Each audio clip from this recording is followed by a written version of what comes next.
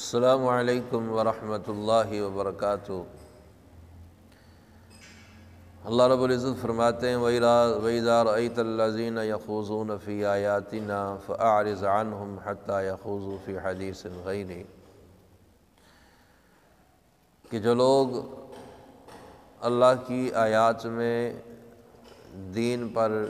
قرآن کریم پر، اسلام کی شریعت کی کسی بھی بات پر اعتراض کریں یا مذاق اڑائیں تو حکم یہ ہے کہ ایسے لوگوں کے ساتھ نہیں بیٹھنا، ایسی لوگوں کی محفل میں، مجلس میں نہیں بیٹھنا جو لوگ میرے اور آپ کے دین پر، میرے اور آپ کے قرآن پر، میرے اور آپ کے رب پر، میرے اور آپ کے نبی پر، شعائر اسلام پر کسی بھی چیز پر اعتراض کریں یا ان کا مذاق اڑائیں تو ایسے لوگوں کے ساتھ اللہ رب العزت نے بیٹھنے سے منع فرمایا ہے۔ دیکھیں، اس کی ایک وجہ تو یہ ہے کہ ایسے لوگوں کے ساتھ اگر ہم بیٹھیں گے، اگر ہمیں اپنے دین کے بارے میں، دین کی عقائد کے بارے میں ہمیں نالج نہیں ہے، معلومات نہیں ہے، تو ایسے لوگوں کی باتیں سن کر، گفتگو سن کر کہیں ہم اپنے دین کے بارے میں شک شبے میں نہ پڑ جائیں، کہیں ہمیں اپنے قرآن کے بارے میں کہیں شک نہ ہونا شروع ہو جائے، ان کے طرح طرح کی چٹپٹی باتیں سن کر کہیں ہمیں اپنے دین پر کوئی شک شبہ نہ پیدا ہو جائے۔ اس لیے اللہ رب العزت نے اس بات سے منع فرمایا ہے کہ جو لوگ ہماری آیتوں کا،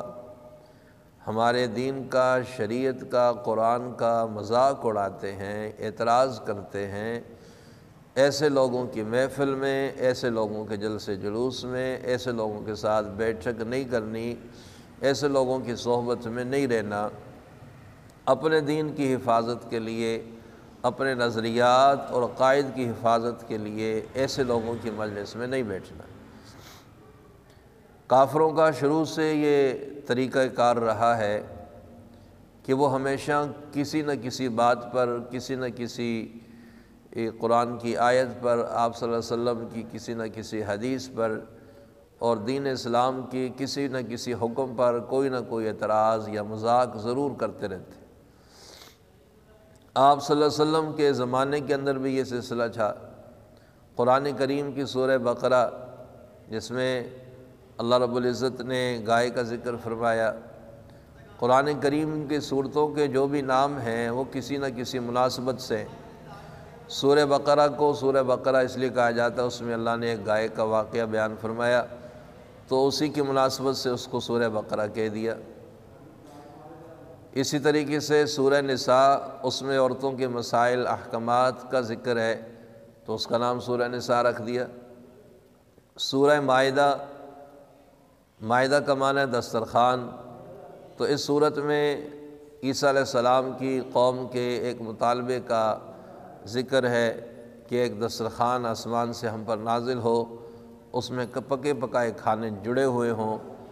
چنے ہوئے ہوں تو ہم وہ کھا لیں۔ اسی مناسبت سے اس کو سورہ مائدہ کہا گیا۔ سورہ عنکبوت مکڑی کو کہا جاتا ہے، تو سورہ عنکبوت میں مکڑی کا ذکر ہے تو اس مناسبت سے اس کا نام عنکبوت رکھ دیا گیا۔ تو اس وقت کے کافروں نے اعتراض، آپس میں مذاق بنانا شروع کر دیا۔ ایک کہنے لگا جی مجھے گائے بڑی اچھی لگتی ہیں لہذا بقرہ تو میری ہے۔ دوسرے نے کہا جی مجھے عورتوں سے بڑی محبت ہے لہذا سورہ نساء تو میں لوں گا۔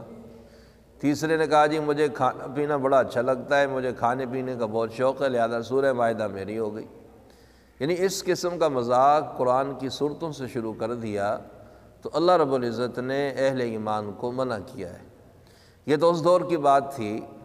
آج کے دور میں جتنے بھی باطل فرقے ہیں، جتنے بھی باطل ادیان ہیں، مرزائی ہو گئے، اسی طریقے سے شیعہ ہو گئے، اسی طریقے سے عیسائی ہو گئے، یہودی ہو گئے، جو بھی لوگ ہیں ایسے لوگوں کی محفل میں، مجلس میں بالکل نہ بیٹھے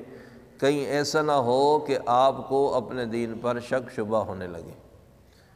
آپ ان کی باتیں سن کر آپ شش و پنج میں مبتلا ہو جائیں گے، بھی پتہ نہیں وہ صحیح کہتے ہیں یا ہم صحیح کہتے ہیں، پتہ نہیں ان کی بات ٹھیک ہے یا ہماری بات ٹھیک ہے، کیونکہ ہمیں اپنے دین کے بارے میں نالج ہوتا نہیں ہے۔ اس لیے اگر ایسے لوگوں کی محفل میں ہم بیٹھیں گے تو خطرہ ہے کہیں ہم اپنے دین کے بارے میں شک شبے میں نہ پڑ جائیں، تو خود بھی بچیں، دوسروں کو بھی بچائیں۔ مرزائی ہو گئے، شیعہ ہو گئے، یا یہودی ہو گئے، عیسائی ہو گئے،